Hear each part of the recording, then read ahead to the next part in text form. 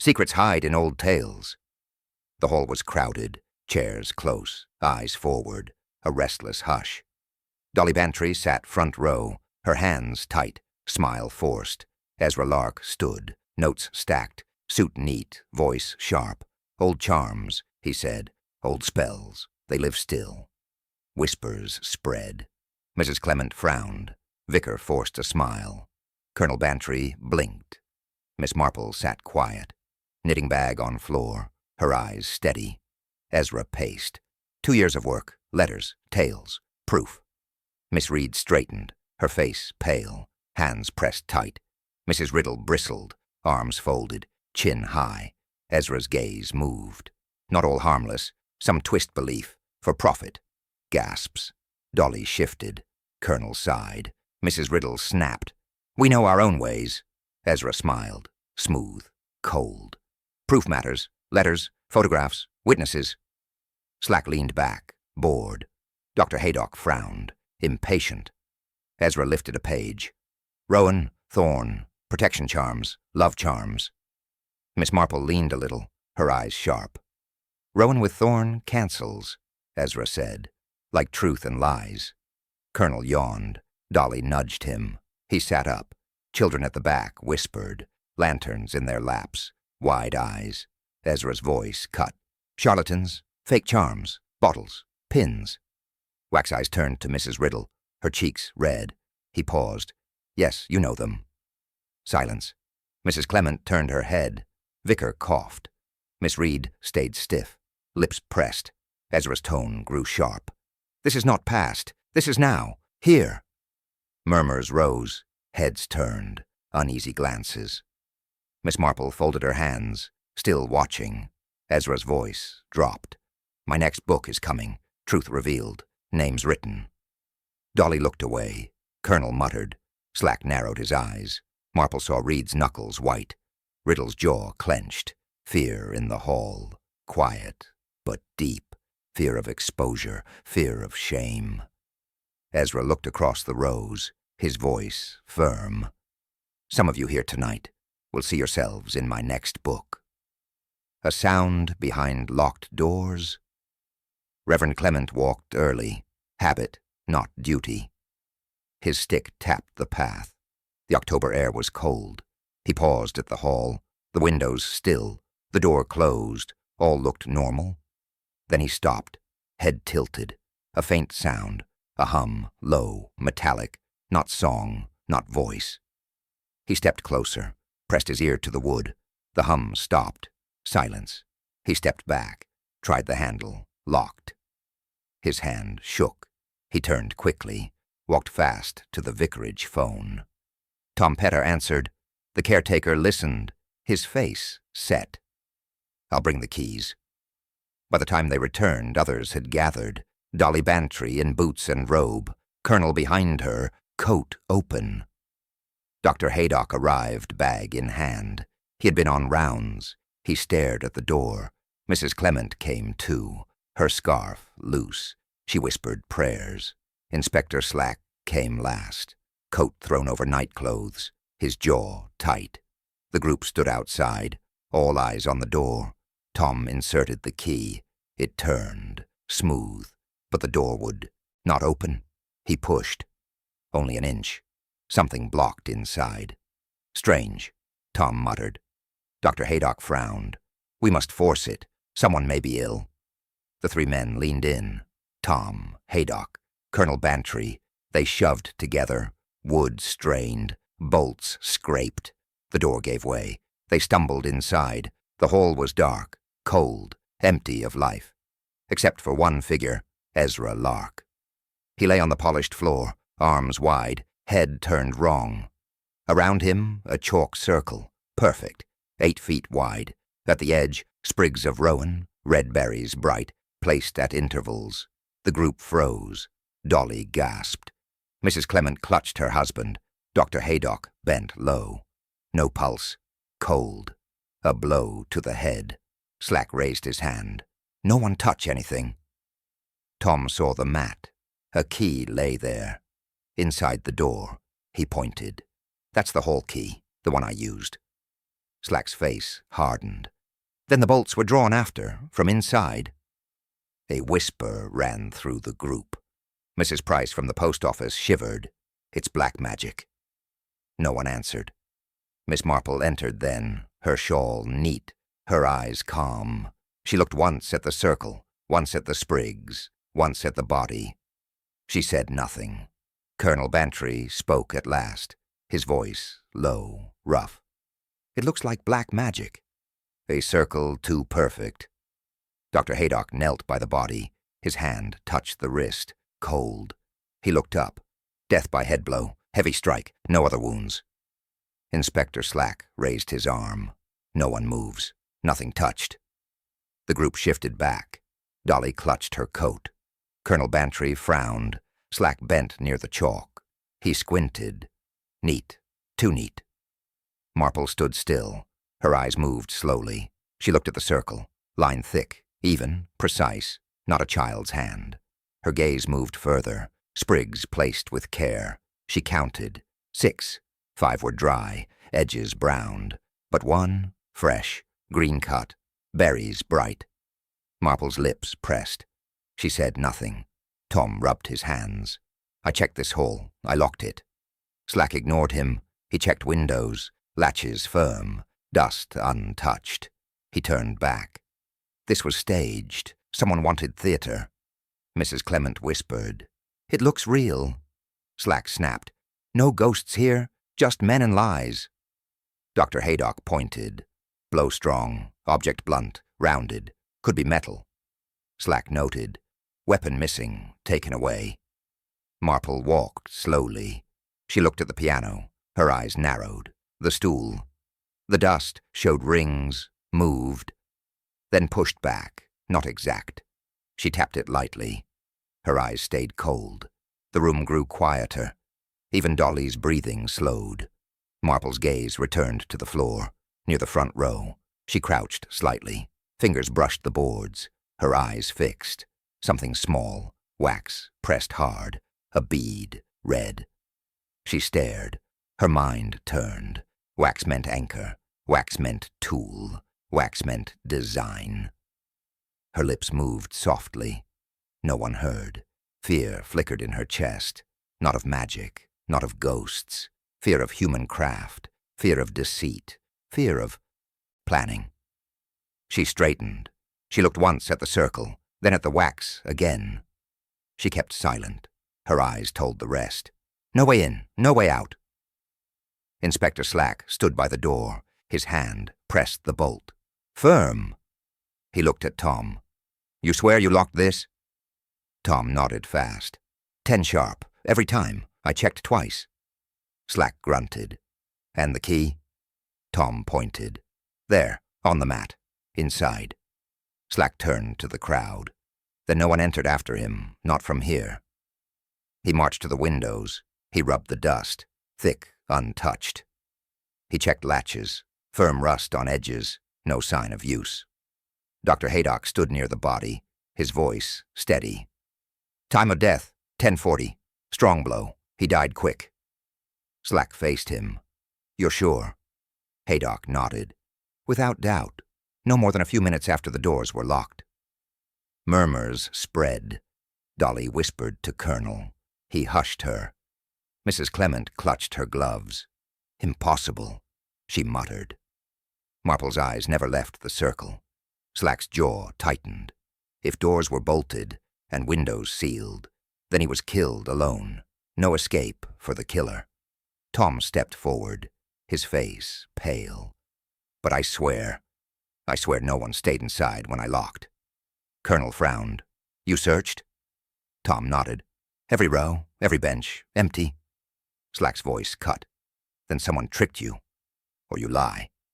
Tom shook his head, sweat on his brow. No lie. Dr. Haydock sighed.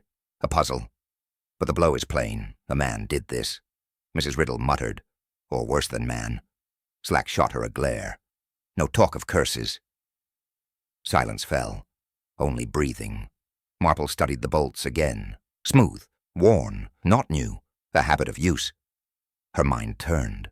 Bolts could be touched from outside, if someone knew how. but she stayed quiet, observing. Dolly stepped closer, her eyes wide, her voice small. Then how did the killer escape? One item is gone. Inspector Slack crouched by the body, his gloves on. He searched slowly. Wallet, still there, coins inside, notes untouched, a watch, chain intact, not broken, but no notebook. Slack frowned. He always carried one. Where is it? Tom shifted uneasily. He had it last night. He wrote after the talk. Dolly nodded. Yes, I saw him close it. He slipped it in his pocket. Slack rose. Then someone took it. Dr. Haydock grunted. A thief. But the wallet remains. Slack shook his head. Not money, not watch, just the book. Marple stepped closer. Her eyes moved across the floor, not at the body, not at the purse. She bent low. Fingers brushed the wood. Wax bead again. She traced the mark with her nail. Then she looked toward the piano stool. Dust, faint. She leaned further. Circles in dust. A stool shifted, pushed, returned, not exact. A faint line left behind. She studied carefully. Her lips tight. Slack noticed. What is it now? Marple spoke softly. A stool, a string, a tool for a circle. Slack frowned. Explain. She did not. She only stared at the chalk, the line thick. Too precise. No hand could draw so smooth. A circle made with measure, with anchor, with intent. Slack paced. So it was staged, not ritual, not curse. Marple did not answer. Dolly whispered to her husband. If the book is missing, it held names. Colonel nodded slowly. Mrs. Clement shivered. He said it. He would expose. Slack turned on the group. Who feared him most? Who would hide their shame? Eyes darted. No one spoke. Marple straightened. She brushed her skirt. She whispered low, almost to herself. Someone wanted his secret silenced. Circles on the blackboard. Miss Marple entered the school quietly. The children sat straight, their slates clean, their eyes fixed on the blackboard. Miss Reed stood tall, her gown dark, her voice clipped. Copy the sums, no mistakes. The chalk scraped, white lines formed, numbers stiff. Marple's eyes did not follow the sums. She studied the ledge beneath the board, pieces of chalk, neatly lined, some sharp, some worn. One piece caught her gaze. It was bruised, edges rough, marked by pressure, not by normal use. She stepped closer. May I? Reed's eyes flickered, her hands clenched. Of course, only chalk. Marple lifted it gently. She rolled it between her fingers, the break uneven, as if dragged hard. She replaced it, slowly, then looked at the compass on the desk, a small tool for neat circles. Beside it a piece of string, long, knotted at one end. Marple touched the string. Dust clung to her fingertip, chalk dust. Reed snapped, The children use it. To measure. Marple nodded. She said nothing. Her eyes stayed fixed on Reed's hands. They trembled, not much, but enough. A child sneezed. Reed turned sharply. Quiet, back to work. Marple glanced again at the chalk. White, except the bruised piece. She thought of the hall floor, the circle smooth, the line thick, not freehand, controlled, guided, her lips pressed. Reed noticed, her face paled. You think I... She stopped. She turned away. Marple did not answer. She let the silence grow. The children copied sums. Chalk tapped. Chairs scraped. Marple folded her hands, her eyes on the blackboard, circles faint from past lessons, too large for children's games. The bruised chalk on the ledge, the compass, the string, the teacher's trembling hands. The pattern was forming. Marple stepped back. She murmured softly, This chalk can draw larger circles than a child's game. Another kind of chalk. Miss Marple entered the draper's shop. Bells rang faint, shelves lined with cloth. Mrs. Riddle stood behind the counter, arms folded, chin lifted. Marple looked calm. I need chalk for sewing. Riddle nodded. She pulled a box forward. Small squares of blue chalk lay inside. Marple picked one, rubbed it lightly. Software powder stuck to her fingers. She pressed it on cloth. A deep mark, stubborn, not easy to brush. Away. Her eyes narrowed. This leaves a strong stain. Riddle shrugged. Tailor's chalk. It lasts. Dressmakers use nothing else. Marple placed the chalk down. She dusted her hands. The blue clung still. Her gaze shifted. Riddle's apron, a faint red spot near the pocket. Marple tilted her head. Wax? Riddle looked down. She rubbed at it quickly. From the church, candles drip on Sundays. Marple's eyes stayed fixed. Drip or pressed? Riddle stiffened. What are you suggesting? Marple gave no answer. She reached for another chalk square. She turned it. Smooth edges, one corner dented. She looked back at Riddle. Strange marks, not children's play. Riddle bristled. You doubt me? I sell what all villages need. Pins, chalk, cloth, nothing more. Marple placed the chalk back. She smiled faintly, her eyes calm, but sharp. Tom Pettit entered then. He asked for thread. He glanced at Marple, then away. Riddle busied herself with parcels. She spoke fast. Everyone shops here. Why question me? Marple said nothing. She only looked again at the box. White dust on one side, blue on the other. Two kinds, two sources. Her mind turned to the circle in the hall. White thick line, but faint traces inside. Blue streaks, overlooked by others, not by her. The wax bead, the chalk dust, the stool marks, pieces joining. Dolly entered. She asked for lace. She noticed Marple's hands stained blue. Working on something, Jane? Dolly teased. Marple answered softly. Always. Riddle turned away. Her hands shook as she wrapped Dolly's lace. Marple touched her sleeve lightly. Thank you, Mrs. Riddle. Very useful. She left the shop slowly, her steps measured. Outside, she brushed her fingers again. Blue still clung, not gone. Her lips moved, a whisper. Both chalks were used in that circle. The tool for the circle. Miss Marple stood near the church rail. Brass candle poles leaned against the wall. She touched one, smooth, heavy, tall.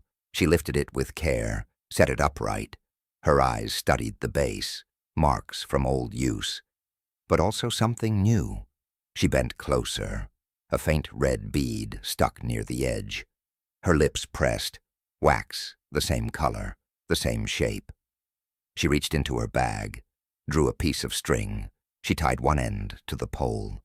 She pulled it tight, walked a slow circle. The chalk line from the hall returned in her mind, even, smooth. She checked the distance, 8 feet, perfect.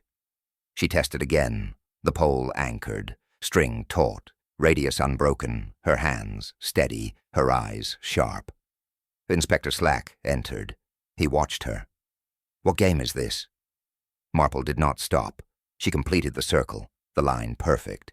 She pointed to the wax mark. Anchor point, string tied, circle drawn. Slack snorted. Nonsense, why so neat? Marple's eyes narrowed. Because it was not free hand. It was made to deceive. Slack frowned. But how, if the doors were bolted? Marple touched the pole. Through the slot, the tool could reach, the line drawn without entry. Slack stepped closer. He tested the weight. His hands struggled. Heavy, but possible. She nodded. One strong enough, one patient enough, one desperate enough. Slack rubbed his chin. He looked uneasy. Then the circle proves nothing. It is trick. Marple lowered her voice. Trick, yes, but careful, planned. Each bead of wax shows the effort. Slack stared at her, his face dark. Then the murderer never had to be inside. Marple looked down at her hands. The string still taut, the pole still firm. She felt the truth tightening, like the string itself. Pulled hard, no escape, fear of shame, fear of secrets, fear strong enough to twist reason. She let the string drop. The pole stood silent, but its secret was clear. A child sees a shadow. The village children gathered near the green. Word had spread. They whispered of the hall. One boy, small and sharp-eyed, stepped forward. His name was Peter. He looked nervous, his cap in his hands. "I saw it," he said. Inspector Slack frowned. "Saw what?" Peter swallowed. "A ghost in the window." Murmurs ran through the group. Old women gasped. Mrs. Price crossed herself. Slack rolled his eyes. "Ghosts. Foolish." Dolly Bantry leaned close to Marple. "He believes it, Jane. Look at him." Marple nodded, her gaze fixed on the boy. Peter shifted. "It was late. I came from my ball. It rolled near the hall. Then I saw it." "What did you see?" Slack barked. "A white face, a shadow. It moved, slow, then gone." The crowd muttered. Fear rose. Mrs. Clement whispered, "A spirit." Dr. Haydock snapped, "Nonsense." He saw light, nothing more. Peter shook his head. It was real, tall, like a man. Slack turned away. "Child's fancy. Ignore it." But Marple stepped closer. She bent slightly, her voice calm. "Where exactly, dear?" Peter pointed. "The side window, middle pane." Marple looked, the pane low. At the height of a standing man, she asked softly, "How high was the shadow?" Peter raised his hand, shoulder level, then head, not floating, not drifting, solid. Marple's eyes sharpened. Slack scoffed. He saw his own reflection. The boy's face reddened. Number it moved. Marple pressed gently. "What time?" "Just before the bell struck 10. Tom Pettit, standing near, stiffened. He had locked the door at 10. Marple noted the detail. A shadow before 10. The hall already checked. She folded her hands. She looked at the boy again. "You are brave to tell us." He lowered his eyes, but relief flickered. The villagers still murmured. Some clung to fear, some mocked. Marple straightened, her voice low. "Not a ghost, a witness. A note no one can explain." Tom Pettit swept near the piano.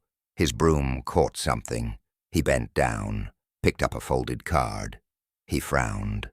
"What's this, then?" Slack walked over. "Show me." Tom handed it up. Slack turned it. Thick paper, white, folded clean.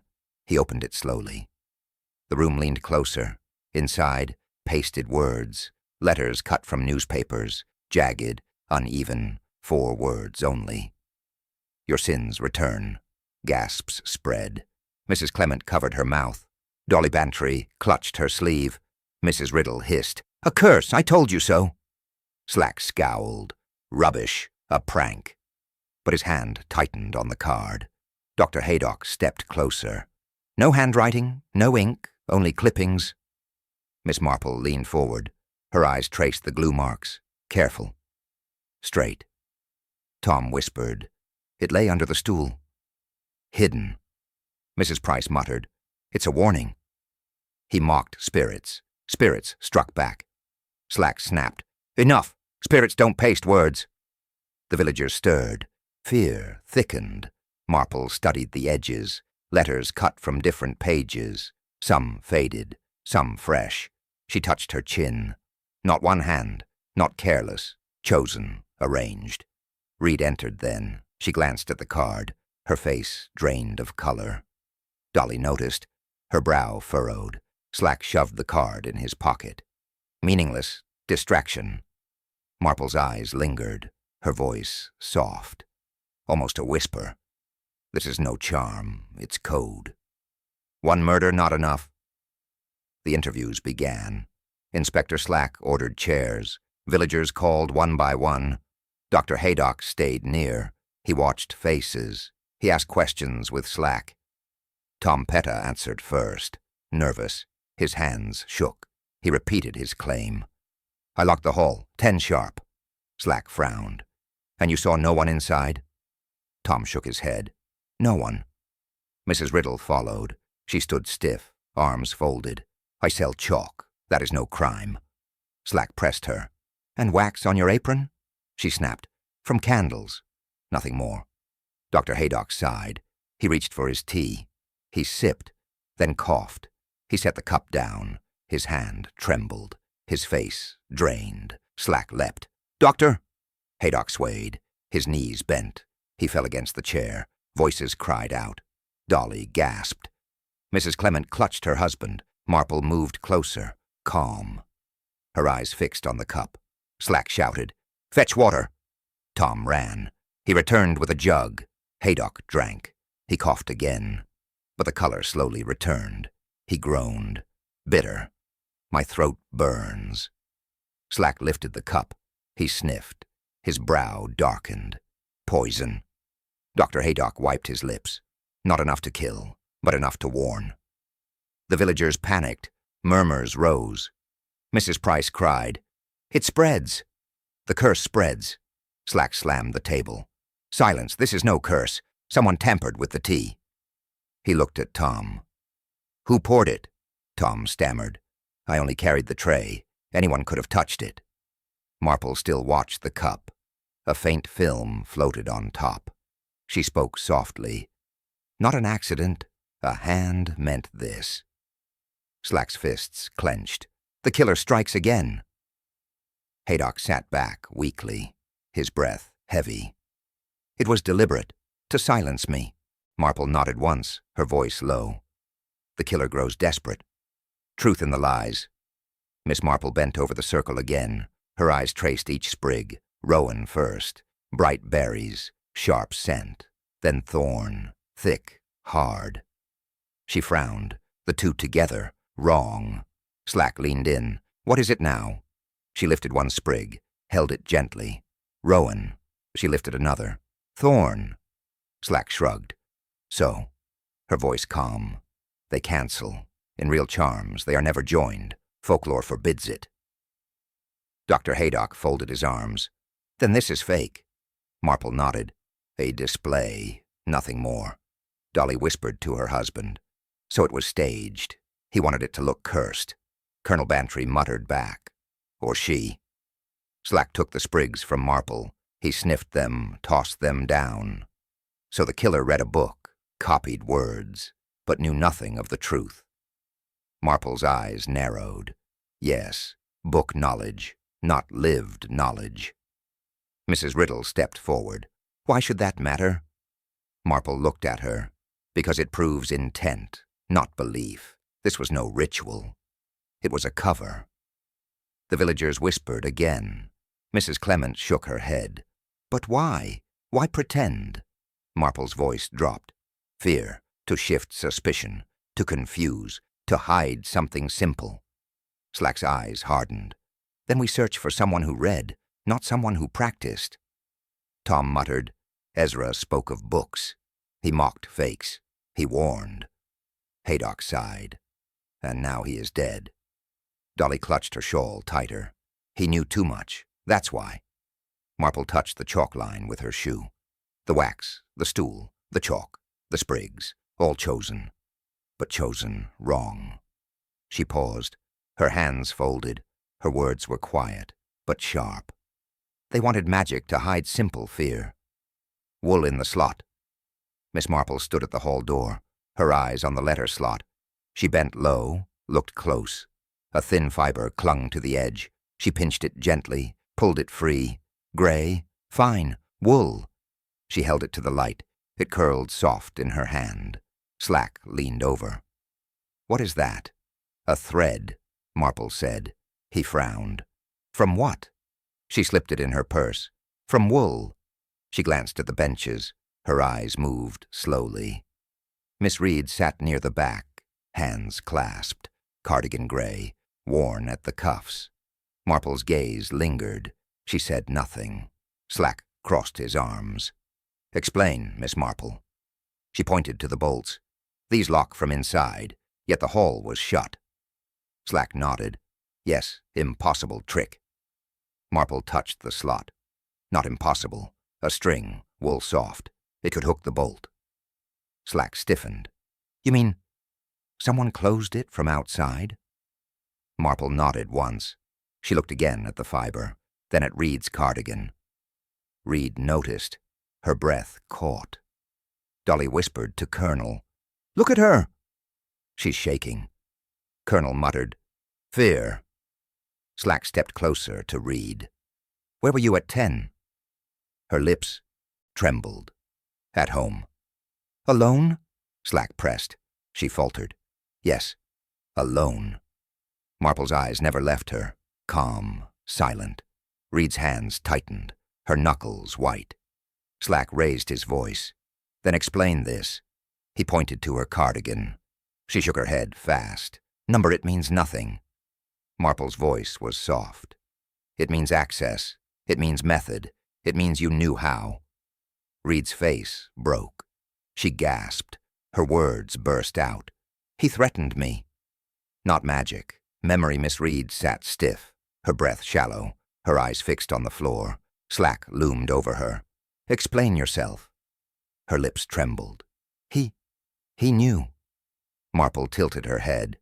"Knew what, Miss Reed?" Reed's hands shook. "About me, about my past." The villagers leaned closer. Dolly clutched her shawl. Reed swallowed. "I was once engaged, to Ezra Lark." Gasps echoed. Colonel Bantry muttered, "Engaged? To him." Reed nodded weakly. "Years ago, I was young, foolish. I wrote letters, many letters." Her voice cracked. "He kept them all these years. He carried them in that notebook." Slack slammed his hand on the table. "So that's why he came back, to use them." Reed nodded, tears in her eyes. "He threatened me, said he would show them, to the board, to the children's parents. My post, my life, gone." Her hands gripped her cardigan. "I begged him." He laughed. Marple's eyes stayed calm. "And then?" Reed's words tumbled out. "I struck him. I found the stage sword. In the hall store. He turned. I swung. He fell." Dr. Haydock muttered, "Blunt weapon." "Yes, that fits." Reed shook her head wildly. "I didn't mean to kill. I only wanted him silent. Just once. Just to stop him." Slack snapped. "And the circle?" Reed's voice fell. "I remembered his lecture. The books. The charms. I made it look like magic. Chalk from my desk. Tailor's chalk from the shop. The pole. The string. I fixed it with wax. I placed sprigs. I thought they would believe it was curse." Dolly gasped. "All that to hide letters?" Reed sobbed. "I was desperate. My life would be ruined. I had no choice." Marple's voice cut quiet. "There's always a choice." Reed's eyes darted. "He mocked me. He mocked the years I gave him. He mocked my fear." Slack's tone was sharp. "You confess, then. You killed Ezra Lark." Reed buried her face in her hands. "I never meant to kill him. But he laughed at me. No ghosts, only shame." The hall emptied, chairs stacked, voices low. Dolly Bantry clung to her husband's arm. Her lips quivered. The most dreadful lecture ever held. Colonel Bantry grunted. Better forgotten. Inspector Slack signed papers. Reed sat guarded, her face blank. Dr. Haydock handed over the letters. They had been hidden in the missing notebook. "Proof enough," he said. Slack nodded. "Case closed." Dolly glanced at Miss Marple. Poor woman, all those years. Teaching all gone in a night? Marple said nothing. Mrs. Clement murmured to the vicar. "I pitied her once." "But deceit cannot last," the vicar sighed. "Sin finds light." Reed rose slowly, Constable at her side. Her steps dragged. She did not look up. Dolly whispered, "To think, all from old letters." Colonel muttered, "Pride." That was her downfall. Slack closed his file. She built theater, circles, wax, sprigs, all to cover shame. Haydock's voice, rough. A schoolteacher. A fraud. Hard to believe Marple's eyes stayed on Reed, calm, steady. Dolly touched Marple's arm. "You never doubted, did you?" Marple shook her head gently. "Not magic. Never magic. Always memory. Always fear. The villagers lingered, some silent, some muttering. Mrs. Riddle whispered harshly, "She deserved it." Weakness is no excuse. Dolly frowned. "Cruel words, Hester." Riddle stiffened. "Truth is cruel." Marple's gaze softened. "Truth heals, too." But slowly Reed was let out. The door closed behind her. Silence filled the hall. Dolly sighed. "I'll not forget this night." Marple folded her hands, her voice low. Human pride built illusions. Witchcraft was never here. Only shame.